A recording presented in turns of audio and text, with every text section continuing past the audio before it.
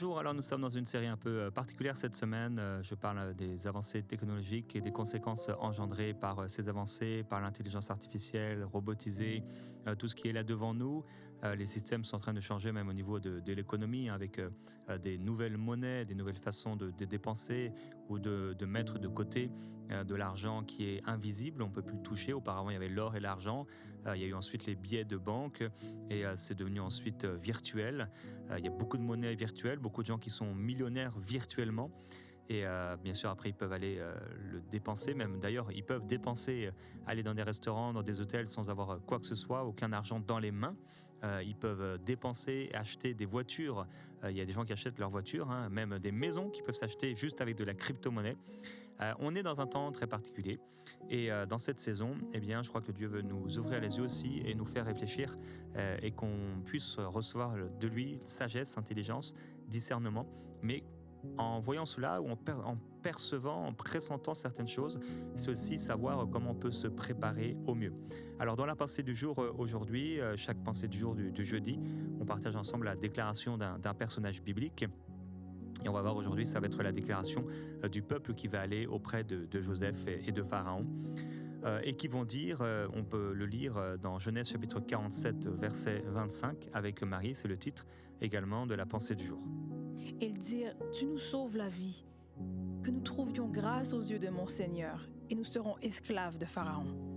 Waouh, quelle déclaration! C'est le titre de cette pensée. Alors cette déclaration, tu nous sauves la vie, nous serons esclaves de Pharaon. Vous voyez un peu sauver la vie, mais en même temps devenir esclave. Est-ce que vraiment esclave, c'est avoir une vie sauve?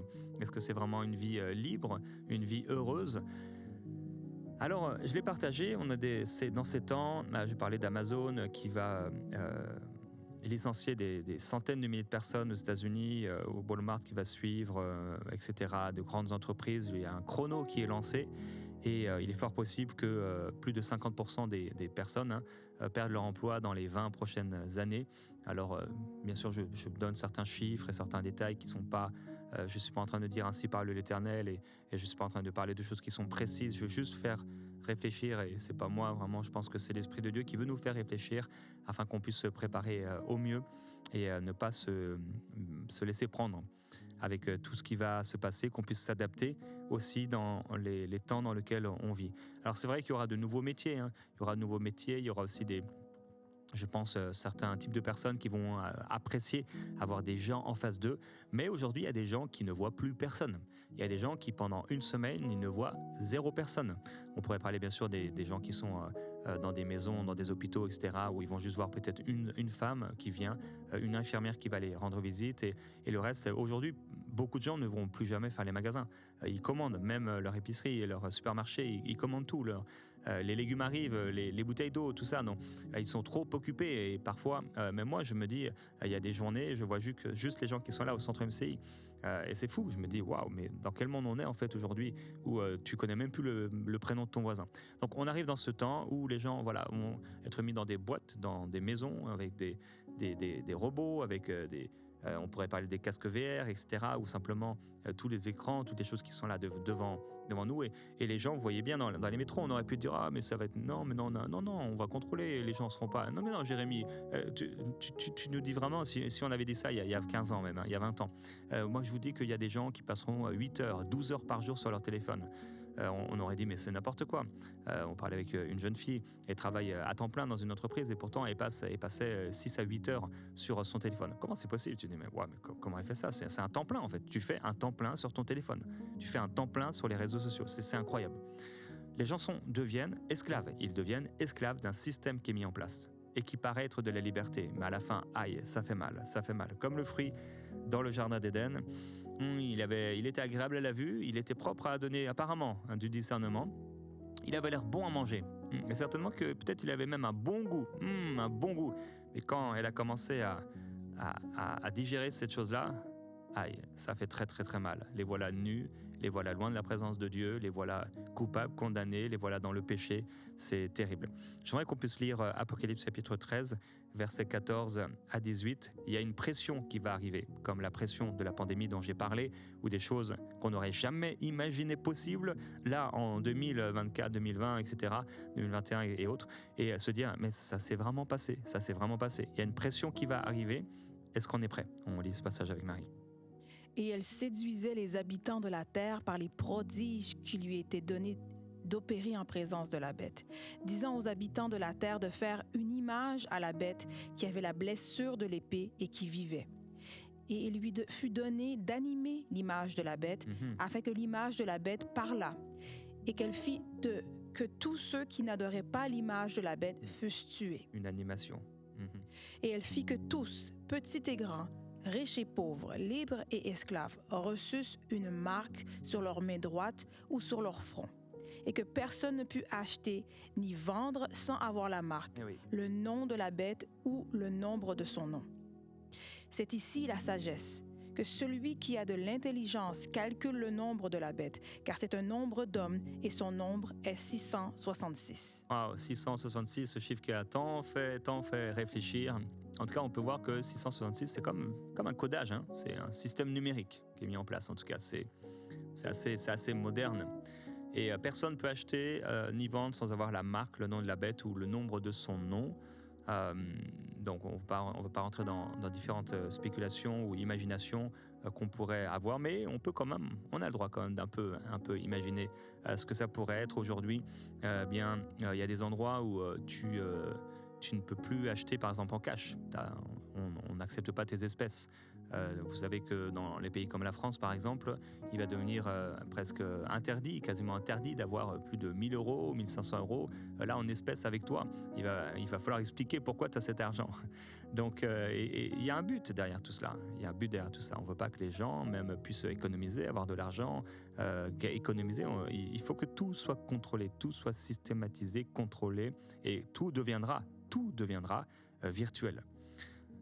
Être virtuel, la systématisation des choses, c'est la facilité du contrôle.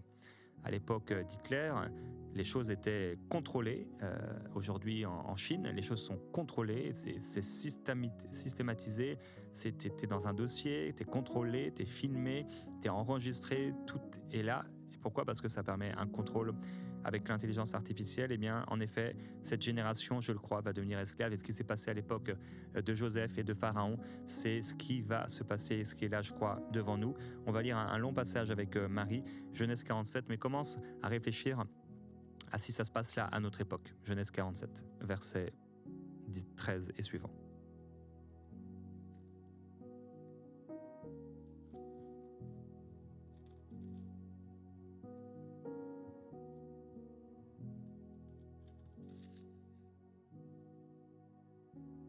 Il n'y avait plus de pain dans tout le pays, car la famine était très grande.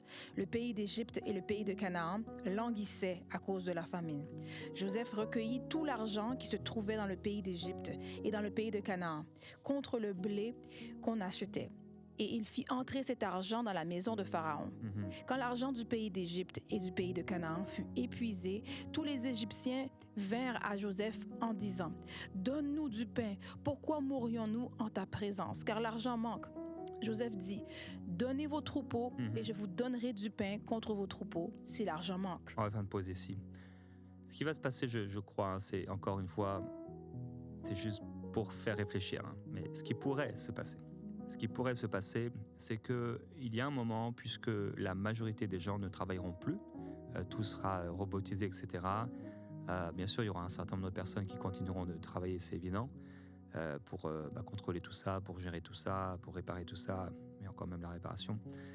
Mais on va arriver à un temps donc, où les gens n'auront plus besoin de travailler et ils seront nourris par le gouvernement, payés par le gouvernement, comme c'est le cas pour beaucoup de gens aujourd'hui. Ces personnes-là, eh bien, comme à l'époque, tout l'argent va être recueilli. Donc, toutes les espèces, tout l'argent, l'or, c'est qu'aujourd'hui, eh bien, les gens veulent racheter l'or. Donc, tout l'argent, tout l'or, tout ça, tout ça, ça va être mis et ça va devenir virtuel avec un contrôle des biens, un contrôle de l'argent. Et les gens vont devenir, comme ils sont venus à Joseph, comme on a vu hier, en disant « donne-nous du pain ». Alors la première chose qu'il fait, Joseph, qui est ici un représentant, bon, c'est pour Pharaon, mais c'est à l'époque pour épargner le peuple de Dieu, donnez-nous vos troupeaux. Donc ils vont donner leurs troupeaux. Donc petit à petit, en fait, la mainmise sur les biens des gens va être de plus en plus forte, de plus en plus forte. Au point, il est possible que les gens c'est même plus leur voiture, c'est même plus leur maison, ça va devenir les maisons du gouvernement. C'est qu'il y a des endroits comme ça dans le monde, entre autres en Asie, où il y a tout un tas de maisons, de villages, etc. Ça appartient au gouvernement. Et si le gouvernement veut te mettre à la porte, il te met à la porte et tu te retrouves à la rue. On continue avec Marie la lecture. Ils amenèrent leurs troupeaux à Joseph, et Joseph leur donna du pain contre les chevaux, contre les troupeaux de brebis et de bœufs, et contre les ânes. Il leur fournit ainsi du pain cette année-là contre tous leurs troupeaux. Lorsque cette année fut écoulée, ils vinrent à Joseph l'année suivante et lui dirent « Nous ne cacherons point à mon Seigneur que l'argent est épuisé et que les troupeaux de bétail ont été amenés à mon Seigneur. Il ne reste devant mon Seigneur que nos corps et nos terres. Pourquoi mourrions-nous sous tes yeux, nous et nos terres? Achète-nous avec nos terres contre du pain, et nous appartiendrons à mon Seigneur, nous et nos terres. Donne-nous de quoi semer, afin que nous vivions et que nous mourions pas, et que nos terres ne soient pas désolées. » Joseph acheta toutes les terres de l'Égypte pour Pharaon, car les Égyptiens vendirent chacun leur champ, parce que la famine les pressait. Et le pays devint la propriété de Pharaon. On voit quand même ce qui s'est passé. C'est assez épouvantable. Je veux dire, ça s'est vraiment passé. C'était la vraie vie, ça s'est vraiment passé. Donc toute une nation et des nations, et d'abord ça s'est passé avec le pays, la nation, les champs, les terrains, les bœufs, tout ce qu'il y avait, tout est devenu, les terres, tout est devenu la propriété d'un seul homme, de Pharaon. C'est fou. C'est impressionnant de se dire que ça peut arriver. Ça peut arriver qu'il y ait quelqu'un, l'Antichrist, qu'il y ait plusieurs personnes qui se partagent en fait les terres, les gens, et qu'aujourd'hui, parce que l'esclavage existe d'ailleurs encore aujourd'hui, mais que ça devienne un esclavage de grande ampleur, à grande échelle, au point où, bien, en effet, l'intelligence artificielle, les avancées technologiques rendent une génération esclave. C'est le titre de l'encouragement. Toute une génération qui devient esclave, avec ce qu'on pensait être une avancée, ce qu'on pensait nous faire du bien, ce qu'on pensait être bénéfique pour nous. Ça va amener, si tous les gens qui travaillent dans les usines aujourd'hui, peut-être c'est toi, tu travailles dans une usine ou dans un entrepôt, dans un bureau, si tous les gens qui travaillent dans les bureaux, si tous les gens qui travaillent dans les magasins n'ont plus besoin de travailler demain, parce qu'ils sont remplacés. Beaucoup de gens sont déjà remplacés. Moi je vais dans un magasin dans notre ville, bon, c'est plutôt un village qu'une ville, mais c'est quand même une ville. Il y a un magasin d'alimentation, en fait il y en a deux, mais avant, et je faisais la remarque encore il y a quelques jours, tu n'avais plus qu'une personne en caisse, et sinon c'est des caisses où tu vas toi-même et tu scannes toi-même. Maintenant on te fait travailler, c'est à toi même de scanner tes produits, et après tu payes. Avant il y avait des gens, maintenant il y a deux personnes. Une personne dans une caisse, pour peut-être les gens qui ont de la difficulté, etc. Et une personne qui va gérer plein de caisses. Demain, il n'y aura plus besoin de cette personne à la caisse, parce que ce sera un robot qui sera là. Il sera plus fonctionnel, plus rapide, moins coûteux qu'une personne. C'est déjà ce qui se passe. Aujourd'hui, c'est des robots. Quand je parle de robots, je ne parle pas seulement de robots humanoïdes, mais des robots. C'est des robots aujourd'hui. Tu fais le travail de ce que faisait la caissière ou l'hôtesse de caisse, tu le fais. Il y a des magasins. J'étais en Espagne, j'étais dans un magasin, j'avais acheté des vêtements, j'ai amené ça. Et je profitais d'être là-bas, et donc je mets tous les vêtements, il y avait des vêtements et des choses dans dans un trou, dans un panier, comme ça, et tout s'est affiché d'un coup. Choup. J'ai eu personne. J'ai mis ça dans un... Il n'y a même pas de truc à enlever, de code barre ou quoi que ce soit. Il a tout, en une seconde, su ce qu'il y avait à l'intérieur. Il m'a fait la facture, il me suffisait de mettre ma carte bancaire et c'est tout. Il y a des endroits où tu peux payer, même tu n'as plus de carte bancaire, hein, c'est dans la main. Tu payes avec ta main, tic, ou tu peux payer avec ton empreinte digitale, tic. C'est relié à Apple Pay, à je ne sais quoi. On est dans ces temps-là. Alors, toutes ces choses-là, si tu n'as plus besoin de travailler, ça va amener un effondrement du modèle économique actuel, où aujourd'hui les gens travaillent, et avec leur salaire, ils consomment. Mais si les gens ne travaillent plus, ils ne consomment plus.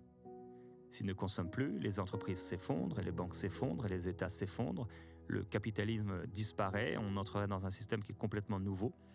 Aujourd'hui, le travail, c'est la colonne vertébrale des sociétés, du système actuel, mais s'il s'arrête, tout va s'écrouler. Comme je l'ai dit, il y aura toujours, bien sûr, des personnes qui vont travailler certainement différemment. L'État deviendrait le fournisseur de revenus.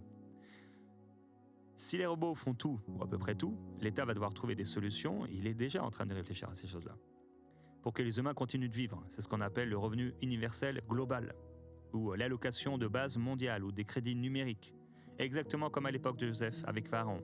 Les gens n'ont plus de ressources, ils sont vendus à l'État, et ils demandent du pain, de la nourriture, en échange de leur liberté. Ils vendent leur liberté pour du pain. Le pouvoir économique va se centraliser, l'État devient la source de tout, et celui qui contrôle la distribution contrôle les gens. C'est le chemin parfait vers la dépendance totale. Ça va faire disparaître les classes sociales classiques qu'on peut retrouver aujourd'hui, donc avec des riches, on peut trouver la classe moyenne, les travailleurs, les pauvres, etc. Il y a différentes classes qui sont là aujourd'hui, mais il y aura l'élite et il y aura la masse. L'élite et la masse. Ce sera comme un monde à deux vitesses. Et les élites vont devenir les pharaons modernes, et les masses vont devenir dépendantes d'un système numérique. On pourrait nous faire penser à ce chiffre 666. Qu'est-ce qui va se passer? C'est que les humains vont perdre leur structure, leur sens, leur identité. Puisque le travail dans la Bible, et même dans la psychologie, hein, le travail permet et nous aide par rapport à notre identité. Quand tu as bien travaillé, quand un enfant a bien travaillé, il est heureux, il est content. Quand tu travailles bien, ça fait du bien, ça te donne un rythme, ça te donne un sens, ça te donne une dignité, ça te donne un rôle social, ça te donne une utilité, ça te donne une raison de te lever le matin. Il y a des gens à la retraite, mais ils dépérissent de manière incroyable. Parce qu'en fait, ils n'ont plus de raison de se lever. Et s'ils n'ont pas de pensée divine, s'ils n'ont pas de réflexion avancée, on va dire, sage, intelligente, ils dépérissent complètement. Ils n'ont plus de vision. Mais merci au Seigneur qui peut nous donner une vision jusqu'à la fin de notre vie. Jusqu'à la fin. Et c'est le cas de beaucoup de personnes. On a enfermé des gens dans des hôpitaux, dans des maisons de retraite, des personnes âgées pendant la pandémie, des gens qui sont morts seuls. Ils ont été abandonnés, délaissés. Leur propre famille ne pouvait pas aller les voir. Est-ce que tu trouves ça normal? Tu ne peux pas aller voir ta famille, tu ne peux pas aller voir ton père, ta mère. Tu sais qu'il est seul, il est là, et ce n'est pas 1 mois, ce n'est pas 6 mois, ce n'est pas 1 an. Ça dure 2 ans. En 2 ans, il y a beaucoup de gens qui peuvent mourir, qui ont eu le temps de mourir. Et en 2 ans, on peut dépérir à une vitesse faramineuse. Et les gens, ils ont besoin de social. On a besoin de social, on a besoin de voir des gens. Quand tu ne vois plus personne, quand demain, on t'enfermera dans un endroit, et ce sera même plus une femme qui viendra te voir et parler, discuter avec toi de la pluie, de beau temps, mais ce sera un robot qui te donnera tes pilules, qui te donnera ton repas comme en prison. Ça va être la catastrophe. Aujourd'hui, les plus belles chirurgies peuvent se faire avec des robots. C'est plus l'homme qui vient à l'intérieur, là, qui ouvre, etc. C'est des robots, c'est robotisé. C'est-à-dire qu'on va arriver à un moment où il y aura plus d'humains dans les hôpitaux ou des hôpitaux privés, spécialisés, etc. pour l'élite. Plus efficace, et même là on y trouvera la robotisation, etc. Des morts solitaires dans l'oubli. Une mort qui sera assistée pour ceux qui le souhaitent, tout comme aujourd'hui On peut avorter dans certains pays et dans certains États des États-Unis à l'accouchement. L'enfant peut être tué. Donc, un avortement et des suicides assistés par des machines, ça va être terrible. Si les gens ne travaillent plus, beaucoup de gens vont tomber dans la dépression. D'ailleurs, cette dépression, elle est déjà là et elle est courante. Les psychologues, etc., le voient tous les jours avec des jeunes enfants qui sont dépressifs. Ils ont 8 ans, ils ont 10 ans, ils ont 12 ans. Ils sont complètement dépressifs à force de rester devant leur écran. Et tout ce que cela peut créer. J'aime à dire que ces écrans, ces téléphones-là, c'est le pire du monde dans ce petit téléphone. Le pire que tu peux voir dans le monde, il se retrouve là, dans le téléphone. Les gens vont se sentir inutiles, ils vont chercher des distractions extrêmes. La drogue et tout ça, ça va être terrible. Perdre toute discipline, dépendant de loisirs qui vont être destructeurs, et ils vont vivre dans un monde virtuel. Et le contrôle deviendrait, si on parle de la supposition, complètement numérique. Des gens dépendants d'un système. Complètement. Et les gouvernements pourraient contrôler les masses avec une monnaie numérique programmable, l'identité numérique, la surveillance, avec l'intelligence artificielle. Tout ce que tu dis là, à l'intelligence artificielle, quand tu le fais 1 an, 2 ans, 5 ans, ils savent tout de toi. Tout.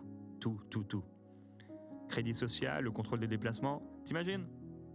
Tu pouvais même plus sortir de chez toi. Il fallait signer une décharge, comme un élève qui a été puni. Tu devais signer un document pour sortir de chez toi. On pouvait te donner 30 minutes pour aller respirer.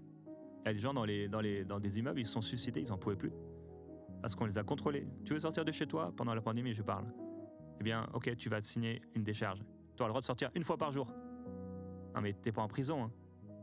T'as rien fait de mal. Le contrôle des peuples, et ce qui s'est passé, ça prépare. Je dis pas que tout a été créé, etc. Bon, chacun peut penser ce qu'il veut, mais je dis que les choses qui arrivent nous préparent. Et les gouvernements et les pays ont été très contents, certains en tout cas, des choses qui se sont passées parce que c'est comme à l'époque, il y a eu des choses atroces qui se sont faites sur les humains et sur les animaux, mais qui ont fait avancer la médecine. De la même manière, ces choses ont fait avancer certains sujets qui demain seront au cœur de ce que nous allons vivre. Alors, Apocalypse 13, personne ne pouvait acheter ni vendre, on va y arriver. Et il faut que l'Église se prépare et elle deviendra essentielle. Les gens chercheront du sens, des relations, la vérité, la paix, la guérison intérieure. Il n'y a que Christ qui peut l'apporter. Christ est le sauveur du monde et Christ peut, et il ira chercher les gens et il continuera de sauver, et il continuera de délivrer. Et il cherche un peuple. Et il faut qu'on soit un peuple de réveil. Il faut qu'on soit préparé. Il faut qu'on soit là. La moisson, elle est là. Et il faut qu'on puisse amener des gens à Jésus-Christ. Si on enlève le travail du monde entier, les gens deviennent dépendants, le pouvoir centralisé prend le contrôle, l'économie devient numérique, les masses deviennent passives, le système introduit toutes sortes de restrictions. Le monde devient comme homogène et la marque de la bête devient possible. Alors à la fin de ce texte, on était dans Genèse chapitre 47. On a lu que le pays est devenu la propriété de Pharaon. Et finalement, Joseph va mettre en place le fait que les gens vont continuer à travailler, mais travailler pour Pharaon, et ils vont demander 1/5 qui va revenir à Pharaon. Le reste va servir à ensemencer les champs, à nourrir les gens, et on arrive juste au verset 25, si tu veux lire Marie, jusqu'au verset 27. Ils dirent, « Tu nous sauves la vie, que nous trouvions grâce aux yeux de mon Seigneur, et nous serons esclaves de Pharaon. » Joseph fit de cela une loi qui a subsisté jusqu'à ce jour et d'après laquelle 1/5 du revenu des terres de l'Égypte appartiennent au Pharaon. Il n'y a que les terres des prêtres qui ne soient point à Pharaon. Waouh! Des lois qui sont mises en place. Des lois qui sont mises en place et qui seront mises en place. Et au verset 27, il y avait Israël qui habitait dans le pays d'Égypte. Ils eurent des possessions, ils ont été féconds, ils ont multiplié. Alors oui, je crois que Dieu va faire du bien à son Église. Et je crois aussi que bien sûr dans toute cette histoire et dans ces temps qui arrivent, il y aura l'enlèvement de l'Église qui nous fera épargner, qui nous épargnera de bien des maux et de bien des problèmes. Mais je pense qu'on commencera quand même à vivre un certain nombre de choses. Et nous y sommes déjà. Les gens qui deviennent esclaves d'un système, en fait, on y est déjà. Si aujourd'hui, on trouvait quelqu'un comme Hitler, on va dire, qui devient le roi ou le président de ton pays, d'accord ? Et il décide de tout couper. Il n'y a plus de camions qui circulent, plus rien. Bien aujourd'hui, la plupart d'entre nous, on ne pourrait pas manger dans une semaine. On n'aurait plus rien. Pourquoi ? Parce qu'on n'a rien préparé, parce qu'on n'a pas de jardin, parce qu'on ne sait même pas comment semer, comment pouvoir avoir des tomates, etc., etc. Comme des gens qui sont morts dans le désert, alors que dans le désert, ils pouvaient avoir de l'eau. C'est qu'il y a des systèmes, tu peux mettre avec une simple bâche, tu fais un trou, etc. Tu mets ton truc et tu peux récupérer de l'eau le lendemain matin, tu peux. Mais le manque de connaissances. Tout comme quelqu'un qui s'enlise dans de la vase ou du sable mouvant, eh bien en fait tu peux t'en sortir. Il y a une façon de faire, en fait, apparemment il faut bouger les pieds comme ça. Tu bouges les pieds, en fait ton corps remonte à la surface. Alors que quand tu paniques, etc., eh bien tu meurs comme ça. Faute de connaissances, mon peuple périt. Osée 4:6, c'est la vision d'enseigne-moi. Ouais, qu'on puisse prier, on a pris peu de temps de prier, mais beaucoup de choses que j'avais partagées demain. Par contre, on va prier pendant 30 minutes sur ces sujets. On passera à travers, je crois, Genèse chapitre 41. Et par la grâce de Dieu, on ira au chapitre 47 et nous allons prier pour ces choses. Père, tellement de choses qui sont là devant nous et il n'y a pas à paniquer parce que tu es au contrôle. Tu dis, Seigneur, que les rois de la terre, ils peuvent faire ce qu'ils veulent, mais c'est toi qui es au contrôle. Et aujourd'hui, nous voulons, dans la prière, eh bien, nous rappeler que c'est toi qui es sur le trône. Nous voulons nous souvenir que c'est toi qui es Dieu. Nous voulons regarder à toi, Seigneur. Tu peux tout accomplir. Tu inclines le cœur des rois là où tu le veux. Il y a des systèmes qui sont mis en place. Il y a des gens qui ont de très, très, très, très mauvaises motivations. Les Hitler, ils sont encore vivants, tu le sais. Les esprits d'antichrist, ils sont encore là. Et ta parole nous montre qu'il y a un antichrist qui va se dire être Dieu, qui voudra changer les lois. Cet antichrist, il va vouloir enlever ta parole. Et on le voit déjà.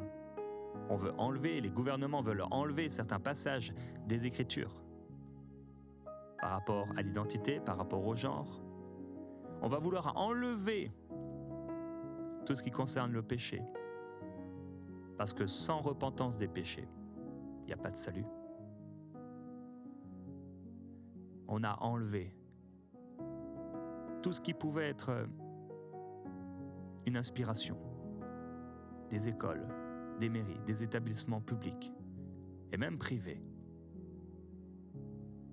Aujourd'hui, Père, on est dans un temps où les professeurs dans beaucoup d'écoles ne peuvent même pas dire c'est qui Jésus. Arrivé au temps de Noël, les gens célèbrent Noël et on peut parler d'une crèche, il n'y a même plus le droit d'avoir la crèche. Et si quelqu'un demandait c'est qui dans la crèche, on ne peut même plus en parler. Seigneur, tu es sur le trône de gloire. Tu sais que l'Antichrist et l'esprit de l'Antichrist, il est déjà là, en opération. Il vient nuire. Tu as dit, Seigneur Jésus, que le diable venait pour égorger, pour détruire. Mais toi, tu donnes la vie, et la vie en abondance. Je prie pour quelqu'un qui écoute aujourd'hui, Seigneur, il est tombé sur cette émission, et son cœur ne t'appartient pas.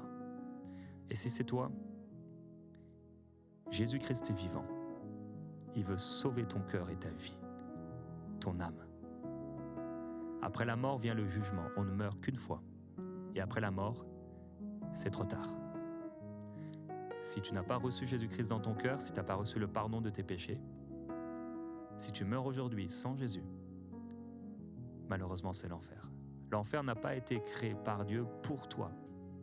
L'enfer a été créé par Dieu pour les démons et pour le diable. Ce n'était pas le plan de Dieu que les humains aillent dans ce lieu de tourment. Mais quiconque, n'importe qui a péché, automatiquement est en direction de l'enfer. Et le seul qui est venu à ta place et à ma place, il a pris notre place et il a porté nos péchés sur la croix du calvaire, c'est Jésus-Christ, le Fils de Dieu qui s'est incarné dans le corps d'une femme, prenant ta place et ma place, donnant sa vie pour nous.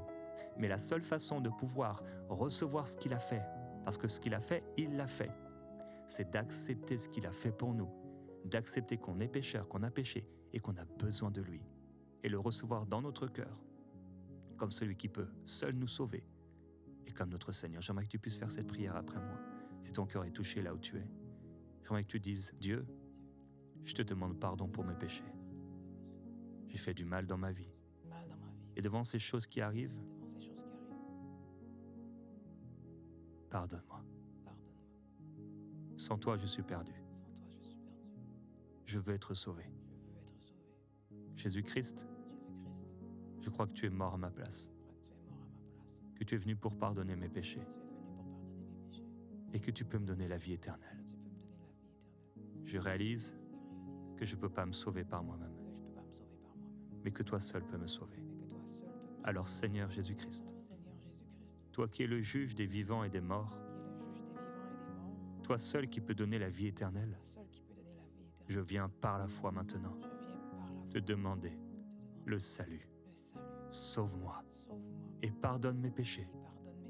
Je reconnais que tu es mon sauveur, que tu es mon Seigneur. Dirige ma vie, Seigneur. Je te donne ma vie, toute ma vie. Tout est pour toi. Sauve-moi de l'enfer. Sauve-moi du diable et des péchés. Je reçois ta paix, le pardon de mes péchés, le salut et la vie éternelle. Et je vivrai pour toi à partir d'aujourd'hui. Amen. Amen. On va se retrouver demain dans Prière inspirée. Que le Seigneur te bénisse.